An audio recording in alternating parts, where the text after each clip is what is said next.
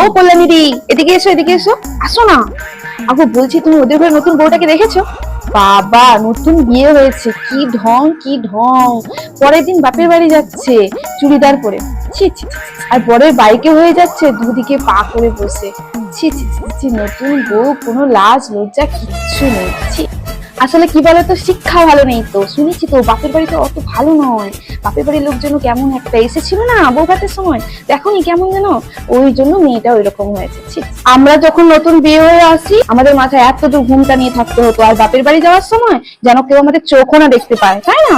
আর এখনকার মেয়েদের কি বলবো, বিয়ের পরের দিনই নাইটি পরে ঘুরছে, বিয়ের পরের দিনই শ্বশুর শাশুড়ির সামনে মাথায় ঘোমটা নিচ্ছি। আচ্ছা কল্যাণী দি, তুমি চুড়িদারটা দেখেছো? চুড়িদারটা কি দামি, দেখেই তো মনে হয়। চুড়িদারটা কিন্তু ভালো লাগছে, কোন দোকান থেকে নিয়েছো বলো তো? হ্যাঁ, ভাবছি আমার মেয়ের জন্য নেবো। আচ্ছা, আমাদের কি চুড়িদার পরলে এখন মানাবে? দেখতে তো নয়, কি বিচ্ছিরি দেখতে, এর থেকে তাদের ঘরে বৌমাটা কি সুন্দর না? আর তাদের ঘরে বৌমাটা কত ভালো, কত কাজকর্ম করে, শাড়ি পরে থাকে, সেই বৌমাটাকে দেখেই মনে হয় প্রচুর চালু হবে। নাইটি পরে ঘুরে গো, হ্যাঁ, ঘর শুদ্ধ লোকের সামনে নাইটি পরে ঘুরে, ছি ছি, বউ মানুষ কি নাইটি পরবে গো ঘরের মধ্যে? আরে সেদিন দিদি জানো আমি কি করেছি? এত গরম লাগছিল না, মেয়ের নাইটিটা পরে নিয়েছি, উফ কি শান্তি লাগছিল। তারপর কিছুক্ষণ পরে খুলে দিয়েছি, কারণ লোকে দেখলে কি বলবে, ওই জন্য।